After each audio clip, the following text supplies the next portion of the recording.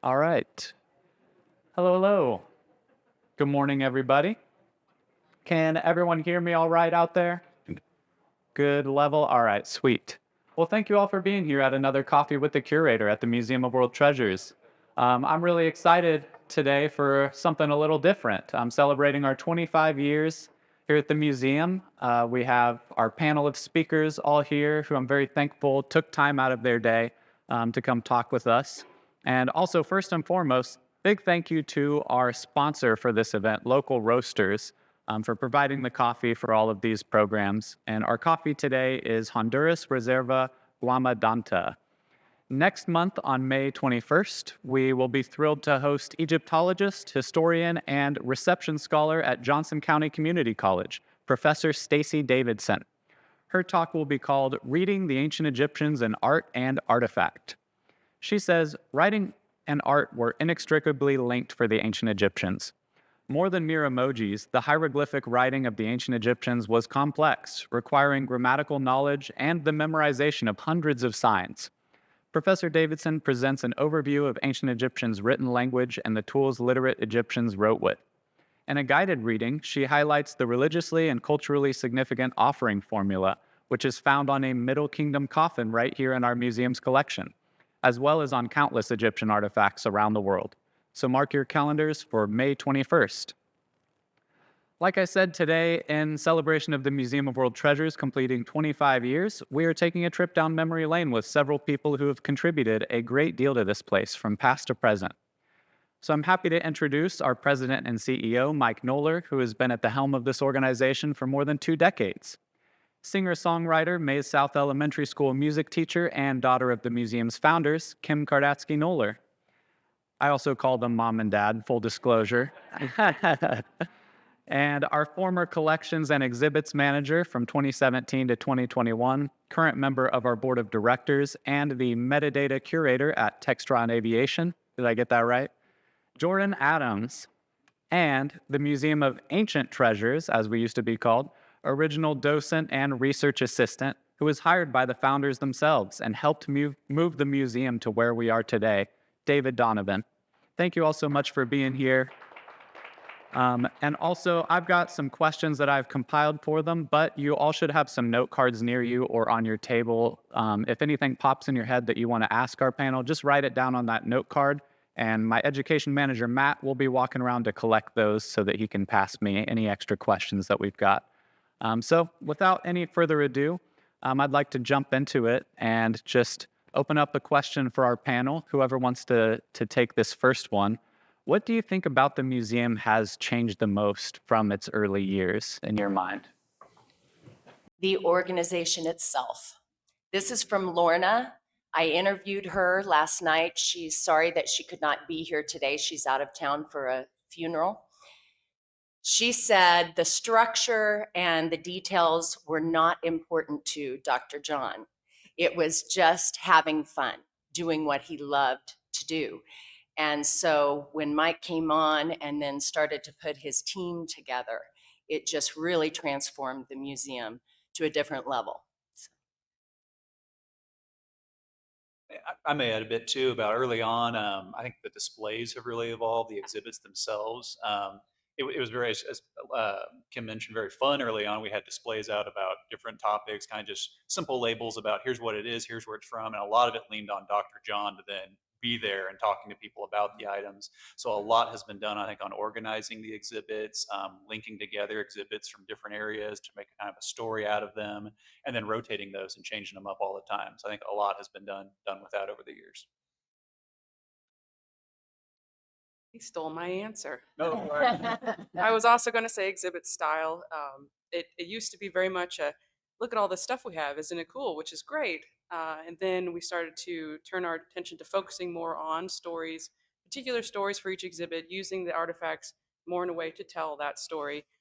So I would also say the exhibit style has changed. Mostly from my perspective, it would be the museum's access to talent. Early on, we were basically a collection of collections presented by collectors, which is a great way for museums to start. But to grow, we needed to raise the bar in terms of our professionalism, our commitment to museum standards. And I think by doing that, that gave us access to talent that maybe otherwise wouldn't have considered the museum as a career destination. So all of those things happened because we've just consistently been able to attract better and better talent. Yeah, well said. In that line, what do you think were some of the biggest challenges in the years when you all started? Whether it was when we were being founded or when we moved into this building, or in Jordan's case, just in the first couple of years when you were working here, what were some of the hurdles that you all ran into? I'm going to start Yeah. by actually continuing what I was saying before, and that is, like I said, that's a great way for a museum to start, but as a collection of collectors. But the problem with that is the philosophy for exhibits is more is more. And as I'm sure many of you have visited museums around the world, you're not going to spend 30, 40 minutes in one exhibit looking at every single, I'll use an example of hand grenade from World War I. You're really looking for the big stories. What does this mean? And so that was the biggest challenge early on that I had in starting in 2005, was convincing the collectors that it was okay for us to make this transition to bringing on researchers and spending a little more effort on interpretation. What's the story we're trying to tell? And then slowly backing down the number of items in the exhibits so that we could constantly refresh them. We had some serious challenges with not everyone wanted to go there with me. And that's okay. I certainly gave them permission to step away. Some did step away, and many came back. And they just had to see that vision was a necessary transition for us as an organization in our developmental growth. I would like to add to that, Lorna, her opinion, Lorna Kardatsky, the other founder, said trying to get John to slow down and focus and making those special connections and building bridges with others in the community. He really struggled with that. He was one of those pioneers that would just power on, and it didn't matter if you were coming with him or not. He never understood, people that wouldn't just follow him. And she has really appreciated the team over the past 25 years in making those inroads within our community, because we are better and stronger when we are together in the arts community as well. I may add a bit coming from the side of kind of the day-to-day stuff of doing tours I was often doing along with Dr. John. And I almost say maybe it was a good problem to have, but as the museum grew, especially after we moved to this building, the school groups got bigger and bigger and bigger and more frequent, whereas before it may have been, hey, here's a small little group that's coming in doing a tour. I mean, it was 100 kids at once. And then right after it, there was 100 more, and then another 100 more. And it was all day long, back to back. So it was kind of learning to reorganize the way we did tours and structuring those more planning activities. But again, it was, like I said, kind of a good problem to have. It meant people are recognizing what this museum has to offer, that all the schools are wanting to come now. So, yeah. Those 120 some kid field trips yesterday, I can't imagine back to back within one day. That's proof. So my time here was actually split in the very beginning. When I first moved to Wichita in 2014, right after getting married, I began here as both a volunteer for the previous collections manager, Stephen King, and I also started at the front desk, and I did this for about a year. And so what I noticed during that first year, and then when I came back in 2017 as a collections staff, the first challenge I tackled was the inventory project. A lot of my volunteers probably remember that, the inventory project, and it continued well past my leaving the museum. But that was the biggest challenge for me, was dealing with the variations in how items were cataloged. When it began as kind of collectors coming in here, it wasn't always, the collectors were kind of expected to keep track of their own things. But then when they started becoming a part of the museum, there was an effort to catalog but even that had variations. And then when Stephen came on board, he did his own way, and then when I came on board, I did my own way. And so just kind of bringing it all together into kind of the current standard was a big challenge for me and all my volunteers. What do you all think? Was there an exhibit, a specific exhibit or a program that marked a turning point for the museum in your mind? I think the big one that definitely came to mind was when we got Ivan the T-Rex and then also Baka the mummy. So that was, to me, those are the two big things when people maybe aren't even into history. If you tell them what's a history museum about, they go, oh, dinosaurs and mummies. So we had that then. It was like now Yeah. here in Wichita, Kansas, we've got a T-Rex fossil here and we've got a legitimate Egyptian mummy here you can come see. And that you would hear people in the community talking about that. If they didn't know anything else about the museum, they said, hey, have you heard about that place? They got a mummy, they got a T-Rex. And that really brought a lot of people in. Yeah.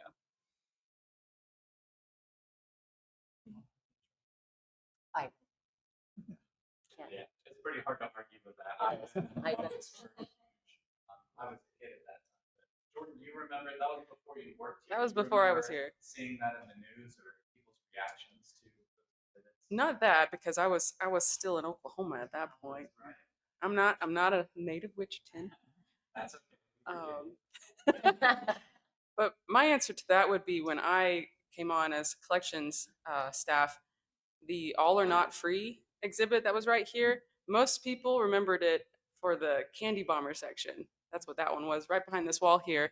And that was one of the first exhibits I worked with Kristen setting that up. And it felt like from that time, even though All or Not Free was about the Berlin, citizens, their experience through the Cold War, the particular spot about the candy bomber just kind of took off. And we had a lot of interest in that particular part of the story. And so we had, what was the, BABA, that was the Berlin Airlift Veterans Association, I believe, and Colonel Gail Halverson.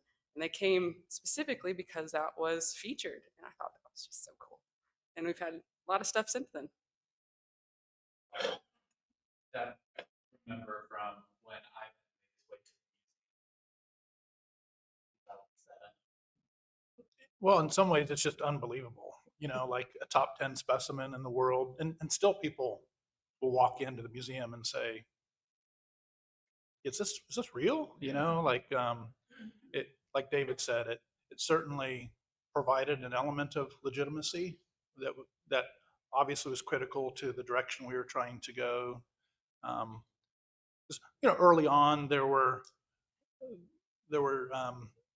some thoughts shared about it's just some guy's collection, and I think that commitment to collecting extremely relevant items of history, and then sharing them with the public helped people maybe take another look. And so it added that element of legitimacy. And, we still try to channel Dr. John through the fun that we have, like Kim was saying, and the moments that all of us got to see of him giving tours in front of the dinosaurs, and some things that we don't do anymore. Like putting kids up on the cliff and scaring them, and so funny story. I know this isn't the question, but had to put a stop to that when once Dr. John was doing that, and there was a woman in the tour group that was expecting, and when he hollered out, to surprise the kids that were up there, to scare them, her water broke, and I'm like, okay, we're done. We're done with this. And of course, his answer, whenever there was anything that I was uncomfortable with, or a situation like that, his answer was always, "I'm a doctor. It's okay. I'm a physician." It's like, that doesn't make it okay. So I don't know if I answered your question, but, it was very, very meaningful. And I should say, by the way, because we've already seen that he bought a ticket, that one of the two gentlemen who helped to discover Ivan on the not farmer, but rancher's land, Ivan, that gentleman, Alan Komrosky, is going to be at our event next Saturday night. So if you want to come meet him, he will come through from time to time because he has family down in Oklahoma, and he loves to stop in whenever he's on his way through. So we expect Alan Komrosky to be here. You'll see his video. When you look at Ivan's setup video there, you see him standing in front. So that's who I'm talking about. Sweet. So maybe this question is good for David. What were some of the biggest challenges that you remember from moving into the building? We moved in here in 2003, and prior to that, we were at the Garvey Center, right? Do you remember that time and some of the hurdles? I remember that whole moving process, and this may almost sound kind of a boring answer because I think I'm going to talk about artifacts. It was just the sheer physical labor of it all because it was so much stuff to move, and it had to all be moved carefully. So things packaged up, the cases, because we got new cases for a lot of the exhibits, and so it was moving those all around this museum. I remember I had one day where we'd been working on it for days or weeks or however long it was. I went to go move one of the cases. It was an empty one, which usually wasn't a big deal. I bent down and I went, I can't lift this, and I don't know why. And I was told, why don't you go home for the rest of the day? And I'm like, oh, I can just give me a minute. No, go home, because it wore you out because it was a lot to set up. But it was cool seeing it come together. I mean, we came into this empty building, and then bit by bit, you start to see, oh, now the Greek section is about there, and now the Roman section. You're starting to see things just kind of all build up into something where we had seen it all at the Garvey Center, but now it was seeing it as this new, this is ours now. This is how we're going to do it. But also being aware we had the ability, to change it in the future too. It's like, hey, let's make this a space where we can rotate something in, or we can change this out. And it was just kind of that idea of what the potential was we had going forward. Do any of you have a favorite artifact in the museum? We have a lot of artifacts, thousands of them, but what's one that would take the cake? I'll start with Lorna's answer. It is the large Apulian vase downstairs in the Greek section. She loves it for its beauty, and it's amazing to think about how it is so ancient, so old, and yet it looks incredible today. It's been very well cared for. Mine is the poison ring, because growing up with Dr. John, he would often take us to Europe and taught me about King Henry VIII. I probably knew a little too much for a 5-year-old about the wives and their beheadings, but that ring has been really interesting to me because of my history with my dad, and it's really special. Supposedly it was found at Hampton Court. He went further than that. I will not. Go first. I'm gonna cheat. Me? Okay, yeah. I've got one I really like. It is a brass-barreled blunderbuss pistol that's downstairs. I'm not sure if it's currently on exhibit or not. I have to go check. It rotates in and out sometimes. And the reason I like that one so much, there's 2 reasons, and I may save my second reason because there's a question, maybe it comes up later. But one of the big things I like about it is I did a lot of research on that one when I was more in the research assistant role, because it had a name on it. Dobson and Baker was a company that it was associated with, and we had an approximate date on it. And I was able to then take that little bit of info we had and go looking up at libraries and books and resources, and managed to get not just more info about a closer date for sure, but even I managed to build a little timeline. I've got it in a notepad file at home still on my computer somewhere about, here's a timeline roughly of Thomas Dobson, who was part of Dobson and Baker and his career going from this year to this year, and the addresses where they were located in England and everything. It was kind of cool. I'm like, ooh, I'm doing real history here. It was kind of neat. So yeah. Couldn't cheat. I think I've told this story before many times, but I have to caveat whenever I tell people about my favorite item, because it's so controversial. So bear with me. It's our Nazi trophy flag, which, I've had people come through this museum, as they do in many museums. They look at something and they're offended, and they say that shouldn't be up on the wall. And what I like to suggest to people, including myself, when I see something that that makes me uncomfortable when I walk into a museum is I try to take the advice that's been given to me, which is take a closer look, ask questions. There are things in our collection that we're not sure we'll ever be able to exhibit. I won't go into any more details, but I'm glad that we're exhibiting that Nazi trophy flag with signatures of American soldiers all over it, because it shares so many stories that are relevant to this museum and to all museums. The obvious one is that we need to share all history, even that which is uncomfortable, because there are revisionists out there who like to act like things never happened. But in this case, this item has a very special story. Um, so a local collector, it allows me to tell the story of how items end up in museums. So local collector who we didn't have a relationship with, I just knew of him in the community, have a conversation with him about what we're trying to do, telling stories like we're telling today. And he said, I have an item, I'm gonna think about it. Thought about it for a month, brought it in, put it in front of me, just the Nazi trophy flag, and said, here's the deal. I'm going to give it to you guys, but I want you to figure out what the story is of this flag, because it has names all over it. And so we went to work. He found it in 2005. By September of 2006, we're making lots of phone calls to these any numbers we can find of these names of people on the flag. And so after weeks of making phone calls, call went like this. Hi, I'm so-and-so. I'm with the Museum of World Treasures in Wichita, Kansas. We have a Nazi trophy flag with your name on it. The person on the other end of the line stopped our caller cold in their tracks and said, "You found my flag." 62 years earlier, Staff Sergeant, Technical Sergeant Cyril Llewellyn he and his unit had just taken Fontainebleau shortly after D-Day.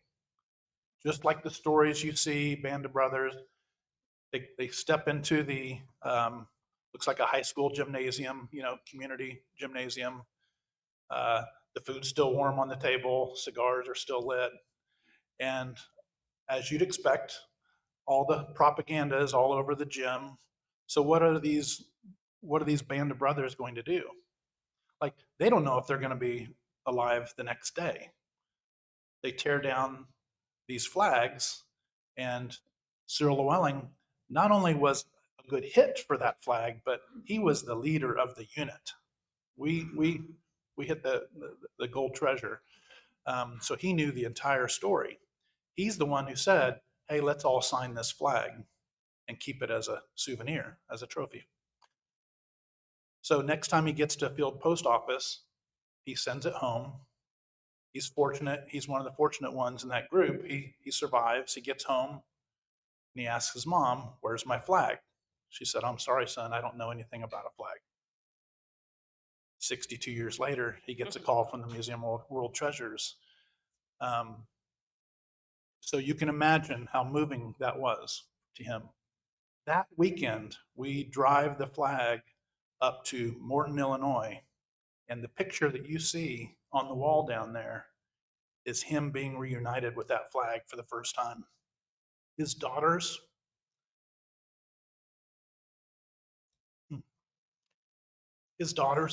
are on his side, and you can just see the tears coming down his eyes. And thank you.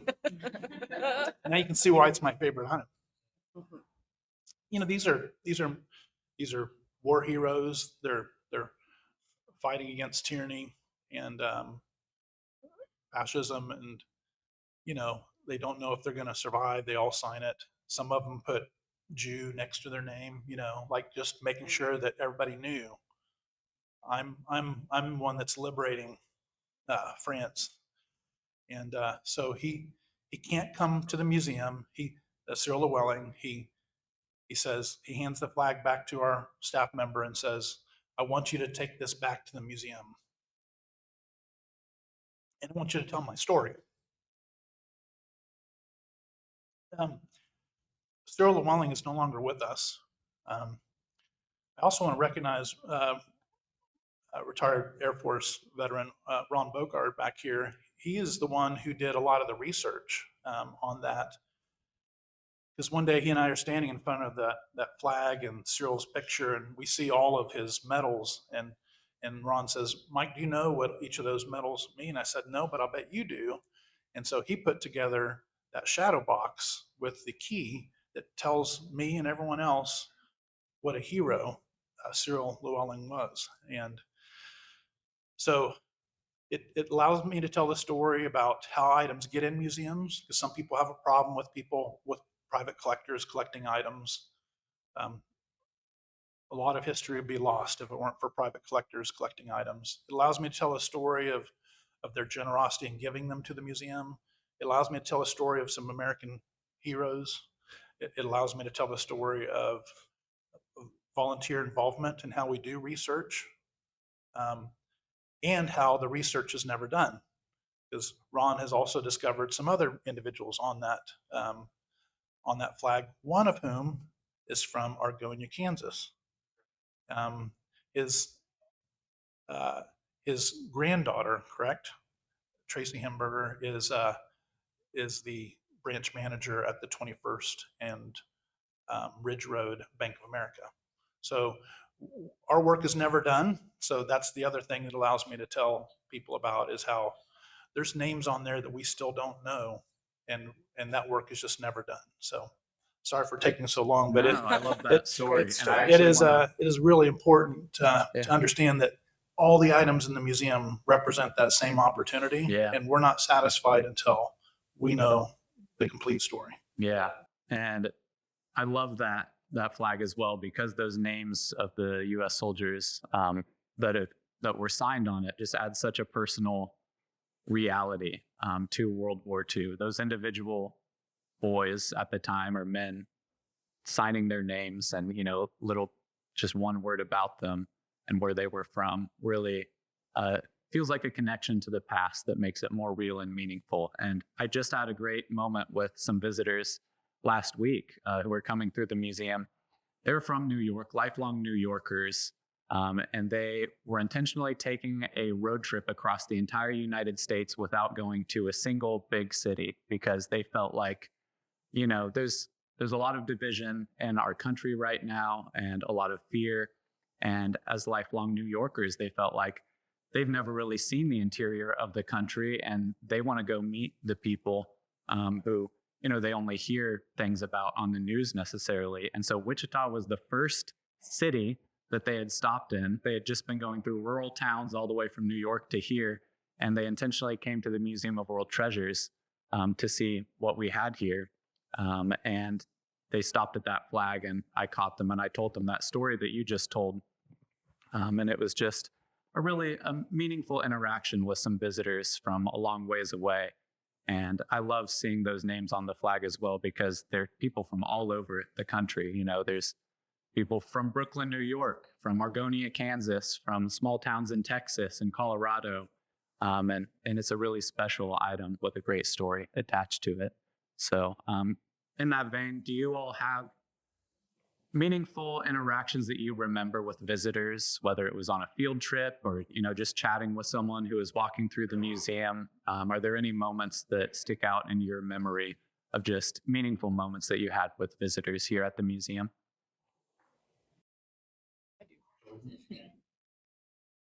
So there's so many interactions that you've had with a lot of people and try and brighten their day or tell them a story or answer a question.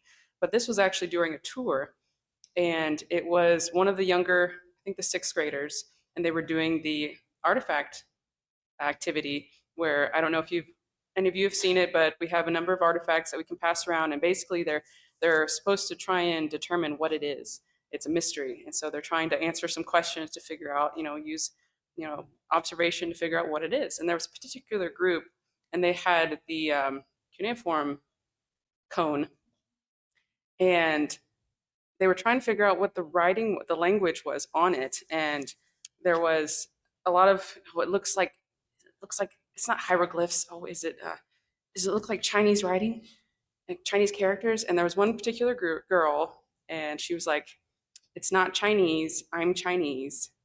I know what it, and I know it's not Chinese. And so I had been around that table and I heard her, and I had actually minored in Chinese. Alicia was my teacher for some time when I came here and was beginning to forget my Chinese. And so I was trying to pick it back up again. And so I don't know, interjected, I suppose, and started speaking to her in Chinese, asking her just a few basic questions. And she was just kind of like, oh my gosh. And so I didn't really think much of it. I let them continue their activity. I tried to give them a few little hints. And then afterwards, when the whole tour group was leaving the museum, we were in the gift shop area.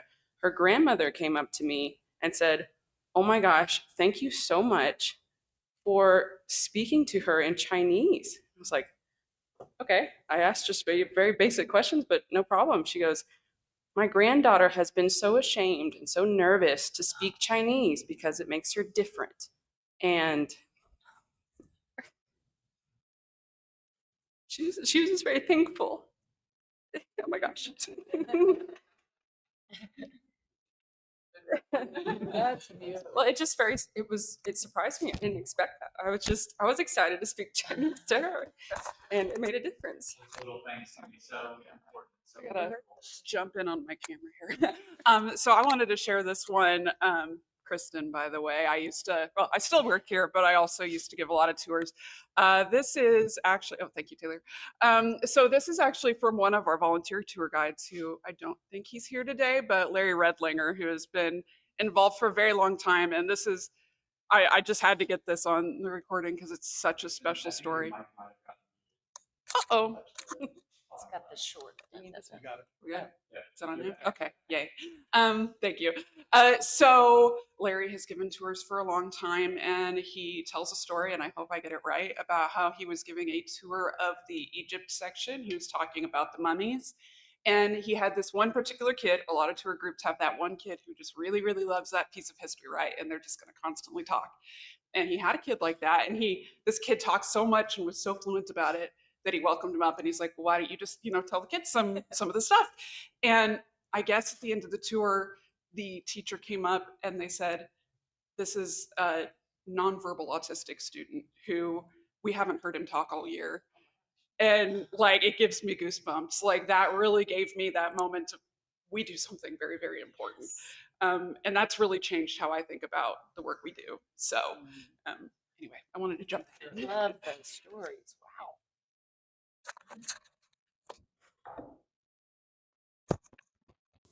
David or Mike, did you have anything you wanted to add?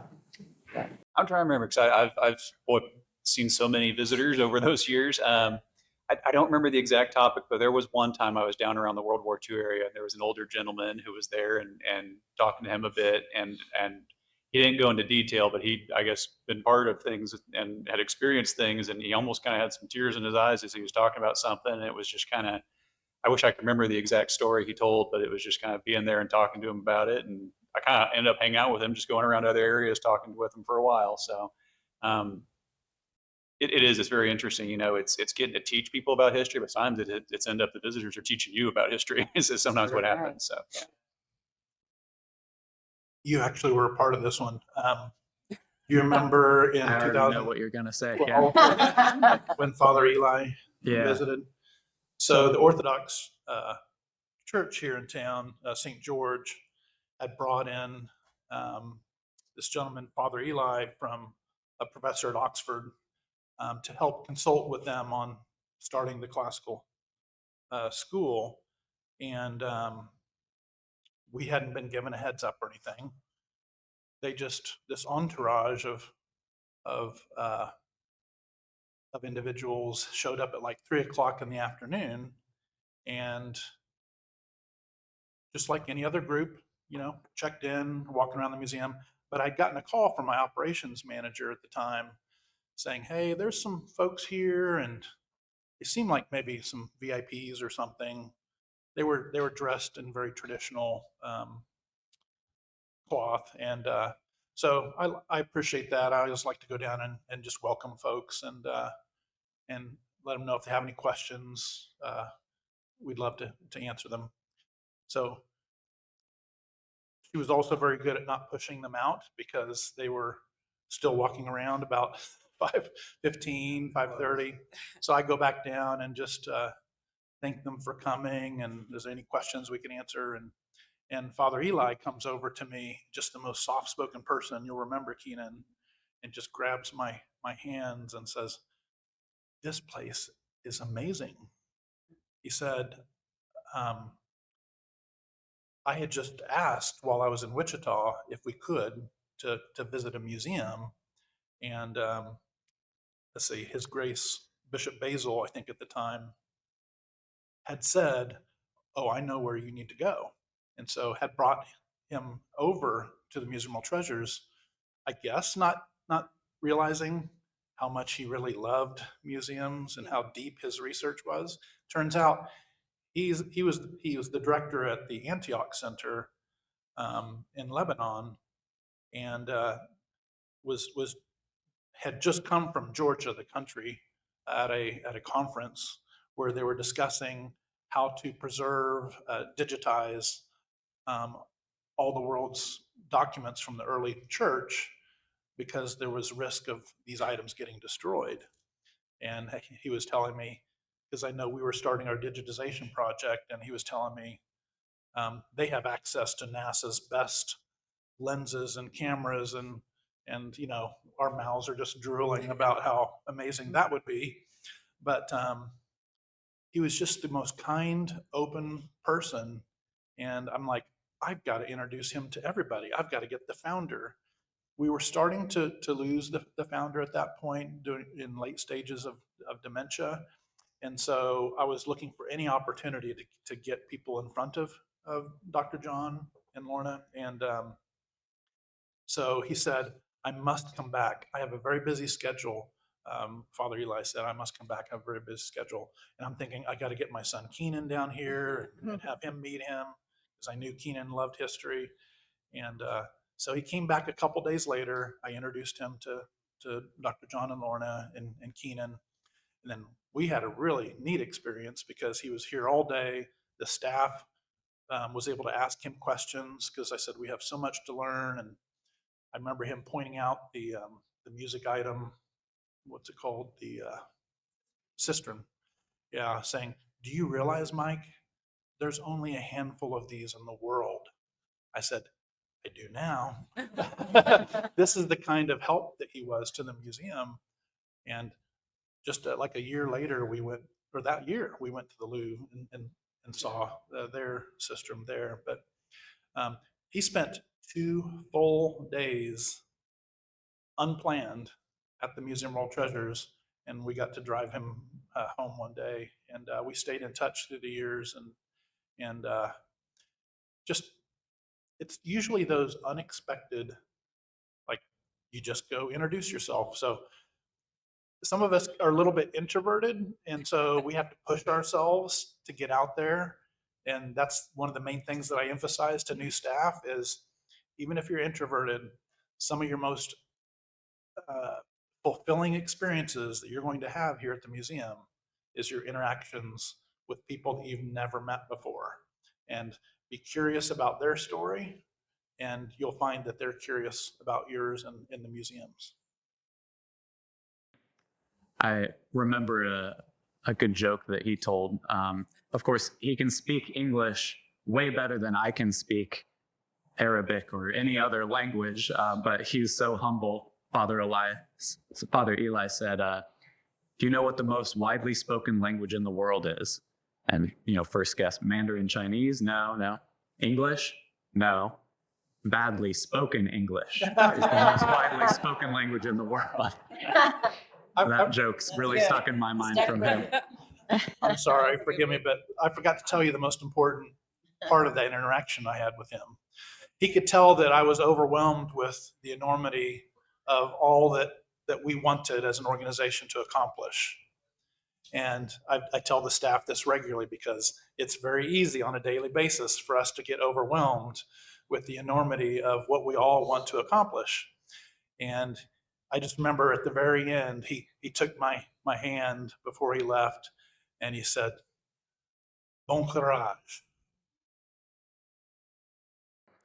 French for have courage. because I was about to go to school to study French at that time. And of course, since he'd lived in Lebanon, he spoke French fluently among several other languages. And so we really connected on that and just told me bon courage. And I remembered that all through my education whenever things got hard.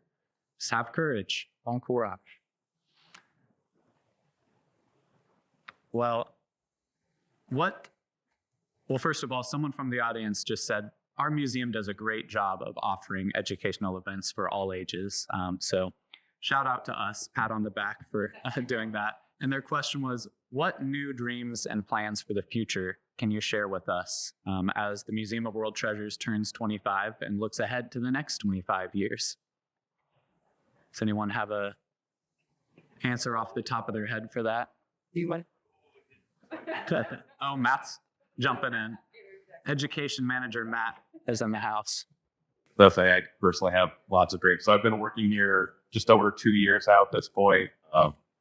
Wonderful place. I love it. It gives me a chance. I was a high school history teacher before I came here, and the classroom didn't feel like the right place, but teaching history was. And so it's great being here because it's given me chances to do that. So I've taken programs that we had already, expanded upon them. Jordan mentioned we had the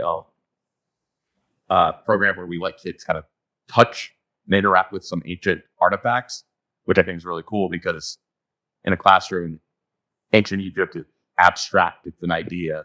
Then I get to put something in their hands that, no, it was real. This is what it looks like. And we've taken that and expanded it out to the public with our hands-on history program, which if you haven't done, it runs on Thursdays, Fridays, and Saturdays. If you do it, it's great fun. Keenan runs it a lot of time. But I've had plenty of talks with Mike over the past couple of years of all sorts of great things that we can do with our collection, whether that's digitizing it and giving it the ability for people to interact with it across the mural, finding more ways for our local community to engage with that. And so a lot of what we're doing is, I feel like a lot of the hard work has been done of getting us to a point where we can do a lot of the really cool, fun things. We're trying to put in more interactives in our exhibits as we're updating them. The really big dream ideas that I and Allie, our programs manager, have is to try and put more sound and smells into the exhibits. So imagine going through our Civil War exhibit and smelling gunpowder, or walking into our room with our mummies. And we know the herbs and essences they were filled with, and you get a smell of lavender, frankincense, all those sorts of things. We want to dream big, and it's really easy to do that and look at these things because we have such a great collection. We have great people here. We have great people that are supporting us. So I could give you all sorts of ideas. You give me 25 years worth of time to figure out things, I will get crazy with it and go to the moon. But it is just, there's lots of great things that we can do because there's so many great items here to put on display and just build off of. So not like the best, most direct answer, but it's definitely the kind of vision I think that we have of just keep growing, keep doing more, and definitely having fun with it in the spirit of Dr. John. So Dr. John might have been a little untrained, but we'll add the training in and take that spirit and run with it as much as we can. We'll have a wild and crazy hope that someday we're going to have a really cool slide that goes from Ivan's Playhouse down to the first floor, kind of like the City Museum in St. Louis. Ever since I first went there about 20 years ago, I've thought someday. So that's my wild and crazy hope for the museum. Since I work with elementary children, I'm always thinking about that fun. Good answer. Couple more you didn't mention. We'd like I to didn't know about formalize our relationship I'm at the for state it. level with schools, if not district level. There are other states that have done this where, say, all fifth graders or sixth graders would go to the Museum of Treasures and just make it easier for schools to access these tools that teachers regularly say are so important to reinforcing what they're teaching in the classroom. So there's opportunities there. I will say in 2015, some of you may have been part of this discussion. We had a Penny for Your Thoughts event in this room where we were talking about what are the possibilities long-term. we were discussing at the time, it'd be really cool if we could add a fourth floor that's surrounded in glass. And then as you walk around the outside of the fourth floor, we'd etch into the glass the history of Wichita. And so you'd look this direction and it'd explain that that's the Hillcrest apartment building over there. That's the tallest building in Wichita. And here's over here, if you look this way, there's Wichita State and originally Fairmont College and lots of things that we could do. And then in the center of that fourth floor would be an event space that doesn't have columns that block your view. That would be wonderful. And then that would allow us to expand our exhibits into some of these spaces. I'd love to capture back the space on the third floor here above the dinosaurs. I see opportunities to capture space back to make more functional space everywhere. I can't not see that. So we have a vacant old elevator shaft over here. I'd like to make it functional. I'd love to acquire the space next door to us to have a ground level, load in, load out space for traveling exhibits. That's a real challenge in this building. We don't really have load in, load out space. So lots of opportunities. I could go on forever. Great big ideas. In that same vein, what is the one artifact or exhibit, if you could snap your fingers and make a wish and all the stars aligned to make it happen, what's one artifact or exhibit that you would like to make appear at the Museum of World Treasures? One I always had an interest in when I was working on exhibits here was I like swords and knights and all that era. I always thought it would be cool to set up just on a big, almost like a wall, kind of the sword family tree, going from swords of this time period and the little branches coming off, showing how those evolved into this based on function or different cultures, how they kind of then took it in different directions. And I think it not just as here's the artifacts, but almost as an artistic display. I think it could look really cool up on a wall like that. So that was one that was kind of more of a personal interest for me. That would be sweet. As a sword kid too, I would also love that. I would answer that by throwing that back out to the audience, because what drives us is what we think the people in Wichita or our visitors want to see. And that's always changing. I don't know if you all know this. This is true not just with the Museum of World Treasures, but 50% of our visitors are from outside of the greater Wichita area. They're driving to Wichita and to the Museum of World Treasures for the experiences that we all offer here. And by the way, that's one of the reasons, big shout out to our friends over at Visit Wichita, where I'm on the board.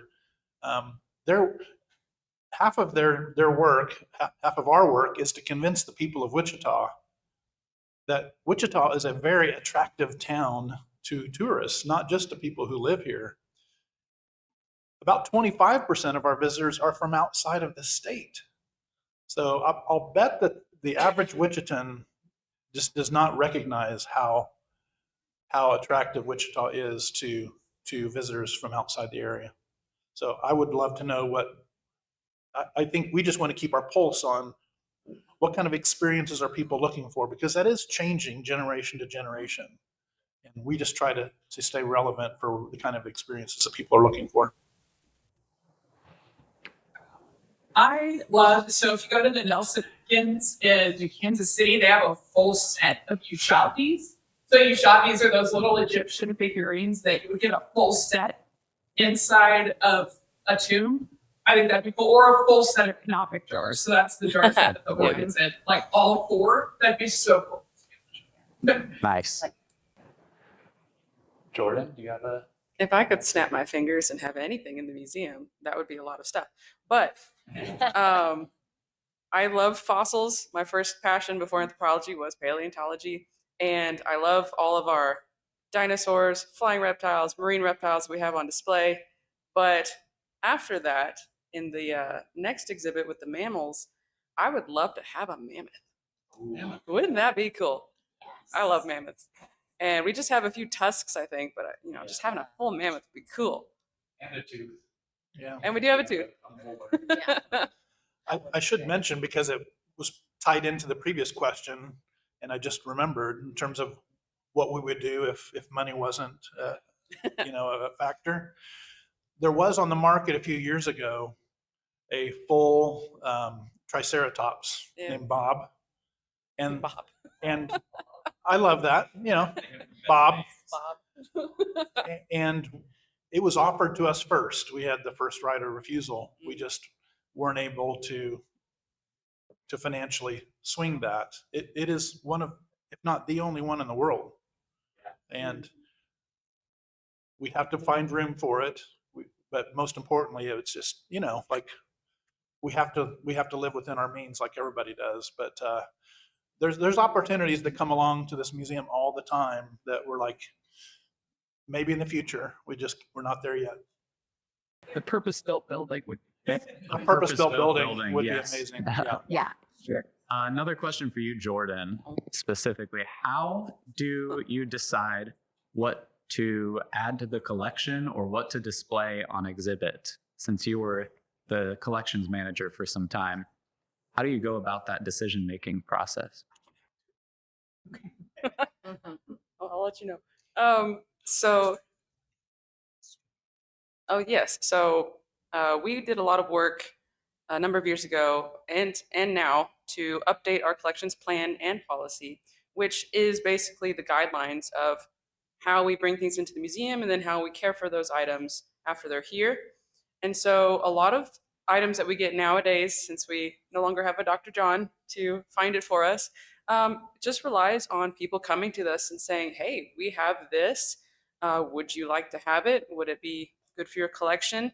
And for that process, we, at least during my time here, it would be looked at by the collections manager, the exhibits, the education managers. They would give their opinion on it, then would go to the program director, I believe. Or were you at the end, Kristen? Were you at the end of the process? Yeah. Okay. So after us, it would then go to a committee. We had a session committee, and they would look at our opinions and make a decision. These were usually individuals. We had a professor on there.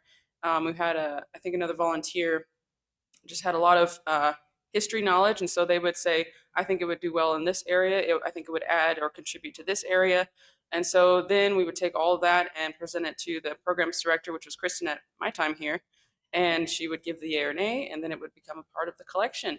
And so, but it does have to it has to serve a purpose, because we did determine that we would no longer take items that would just sit back there. They had to have some potential to be displayed, whether that be a future exhibit that we had planned or current exhibits that we had on display.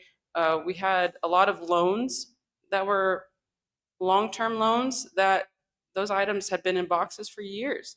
And so we're like, if we're not using these, we need to give them back or we need to do something with them. So that was our process then. I don't know if it's changed much since then. So I'll jump in here again. So yeah, it's more or less the same process for accessioning. That's your vocab word for the day, to bring in items. And so we have an education lead, our exhibits person, a curate, our collections person, and then a couple of volunteers we look it over as a committee. We yay or nay it. And those guidelines are still the same ones Jordan talked about. Jordan was part of the process, and so was I, of recently rewriting and editing our collections plan and policy. And so that's been our guiding light for bringing items into the collection. Because like Jordan said, it's pretty big. We have just under 9,000 items in the collection, and only about 18% of it is on display, which is still almost a couple thousand items that's out there. So we have to be very intentional with how we bring those in, and then what we're going to do with them after they're in. Because like Jordan said, we don't want to just kind of have stuff sitting around. We want to hopefully have plans for exhibition with it, showing it off, or using it in the education collection some way that it is meaningfully contributing to the museum. Which lends itself to another one of our dream projects, which is a fully renovated curatorial storage area with appropriate environmental controls and high-end storage equipment that is appropriate for all the items that we have. Now, there are the very, very large museums that just have resources at their disposal. I believe it is more their mission to simply collect and preserve history, and that's fantastic. Unfortunately, because of a limited space, we cannot do that. So I would love to just be able to say, we'll take everything, we'll take care of everything, but we cannot at this time. So we do have to be a bit more picky about what we can bring in here, just knowing our limits of what we can take care of and how we can store it.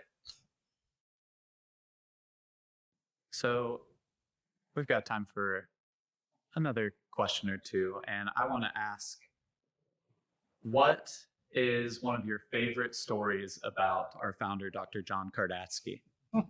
I know there's probably a lot of them, but what's your favorite story that you can share? I should add that.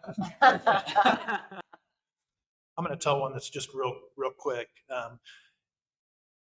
Shortly after I started, I felt like we needed to revise our mission statement because I felt like it didn't encapsulate the essence of the spirit you're going to hear a lot about and in these stories, I'm sure.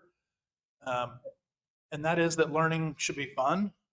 And so we were very intentional through our American Alliance of Museums as our standards setting body. We went through one of their museum assessment programs, spent a couple years doing the institutional assessment, and we worked with Dr. Cheryl Golden on that committee and others. And I was like, I know this is controversial, but I feel like we should be intentional about incorporating that spirit into our mission statement. And so we were very intentional and adopted our mission statement that includes the word entertain. So to provide a gateway to the past that educates, entertains, and inspires lifelong learning. And it's never changed. And that was to make sure, as the staff will tell you, I tell them when they're hired, you have to have fun doing what you're doing. If you don't, you're not being true to our mission. What I tell them is, Dr. John liked to step over the line. I just want you to step on the line. Step on it every day. Step on that line. Just don't step over the line. It doesn't have to be that Jesus actually touched this very ceramic tile. His blood is probably actually on it. It can just be that this is a tile from that time period. And isn't it interesting to think that it's possible that Jesus might have touched that tile? Like, just step on the line and do it in a fun way. And so I hope that these guys will tell more funny stories about Dr. John. You go. I've got one. I'm going to circle back to that brass-barreled blunderbuss pistol. I was waiting for this question because here's part 2 of that story. The other reason I like it so much. Part of what Dr. John and I often did as part of those early tours is at a certain point you start talking about the duels. You know, we've got Alexander Hamilton, Aaron Burr, the old pistol duels of the time period. And so we actually had some items out. He would give me a old flintlock pistol from the period. He had the brass-barreled blunderbuss pistol, and he would explain the procedure to the kids that we both, take so many paces back, we turn, and then he would give me the first shot actually, and I would always miss without fail. He would take his shot, and he too would actually miss. And then he'd tell, what happens now is if you look at these old guns, he'd have me turn mine over, because really the way they're shaped, you can turn it over and hold it by the barrel, and it's like a club on the end of that, on the butt of the gun. So he says, look, he's got a big club. But he says, well, look what I got. And then Dr. John would approach me. That brass barrel blunderbuss pistol also had a spring-loaded bayonet on it. And that thing, it would teleport. It was just like, ow. He'd pull this little switch on the side, and it would make the kids jump when he would do that. They would just, this thing came out of nowhere. So that was a lot of fun there. So, yeah. I did not realize that item was a part of that skit. Yes. That's fun. I think we're very lucky we didn't have any mishaps with Dr. John. Yes, we have to tell the children whenever they do the artifact activity on field trips, do not play with these sharp objects. Someone might get hurt. Yeah. And clearly Dr. John Kardatsky never heard that rule that we tell to 5th graders. I just have to say, growing up with him, here I go. I call him now. He was the Willy Wonka of history.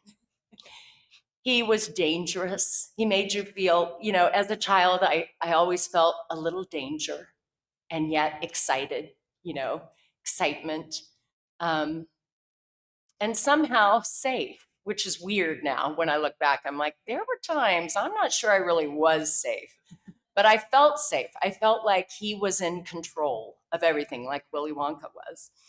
And watching him with children was magical. I remembered being a child with him and feeling that magic. I got to see it with my own children. And then here at the museum, he had such a love of that relationship with children that some of us lose because we become so professional, so incredibly proper, which he wasn't. And I still have that inside of me. And so when I'm performing with children, I feel like Dad's with me every time. And recently, I just came out with a song called Unearthing a Story for libraries, because that is the summer program theme for this summer. And it connected my history with my dad and with the museum. And so in my shows, I'm putting on an Indiana Jones hat and I'm hiding artifacts in the gym, in the school gym for kids, or in the library. And I have them during the song for children go find an artifact, and then we talk about what it is. And I get to carry on that tradition that my dad loved. Oh, I love to hear him laugh every time he brought out the dinosaur poop. And children, he would ask them, what do you think this is? Smell it. What do you think it is? And they'd say, oh, it's a T-Rex bone, and then always the punchline, it's dinosaur poop. Well, that is continuing with his daughter. And the eruption of laughter is still there. So Yeah. I still love doing that one every chance we get with the kids on field trips, giving them the dinosaur poop and waiting until everyone has held it and smelled it to tell them what it is. I will say that is probably one of the best parts of those stories. It's just, the little punchline. I have two small stories. The first one was actual interaction with Dr. John. I never actually met the gentleman. I'd only heard about him when I first began as the front desk staff. I was brand new, and I'd heard the name, but never met him. And so there's a phone. The phone rings at the front desk, and I'm all by myself, and I answer it. Hello, Museum World Treasures. He goes, this is King John, and I was like, sorry, who? He's like, this is Dr. John Kardashian. I was like, oh my gosh. Okay. Hello, sir. And so I passed him along, I think, to Mike. But that was my one time I spoke with King John. The other story actually didn't have anything to do with me, but an item in the collection. It's a mummy head. We call her Goldie. Kristen, I think you tell the story a little bit better. How would you come up here and tell her about how she arrived at the museum? Goldie and I share an interesting relationship. Can I jump in your chair so I'm You may. in the shot? Cool. See, I had actually suggested we get Jillian in here for this, who used to do the education director, or manager, I forget what her title was. But this happened to Jillian, and I heard it. But sometimes Dr. John would get some things sent to the museum, and I think he would forget to tell us. This was before I started. So one time an item came to the museum labeled for Dr. John, and I think the staff had just gotten in the process of opening these. So she opened it. And apparently she just looked down. She's in the gift shop at this point, right? There's people around. Looks down and, oh, that's a mummy. That's a mummy. So Dr. John thinks. No warning. never knew. No warnings. And poor Goldie. Goldie is a lovely member of our collection, and just a head, and a head that I've had to take out and put back in a few times, and a few of her teeth. But yes, she came. When I learned that story, I just busted out laughing because I was like, that. Yeah, that is a classic Dr. John story. Mom, do you have to get out of here? Do you have time for? I do, but I do have one thing I want to share from Lorna. She wanted to make sure was said. Actually, It's a couple of things. I'll try to keep it short. She told me two things last night that I never knew and I found fascinating. She said about your question on what's your favorite memory from your time here.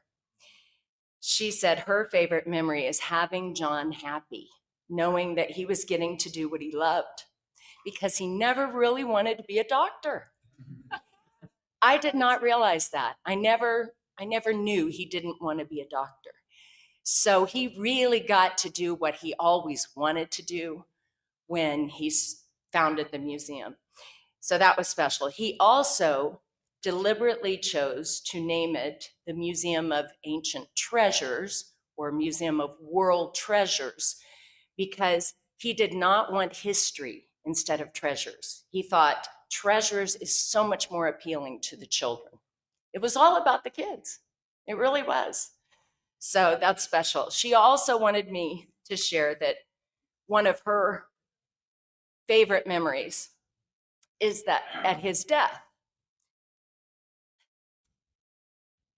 this would have meant so much to him.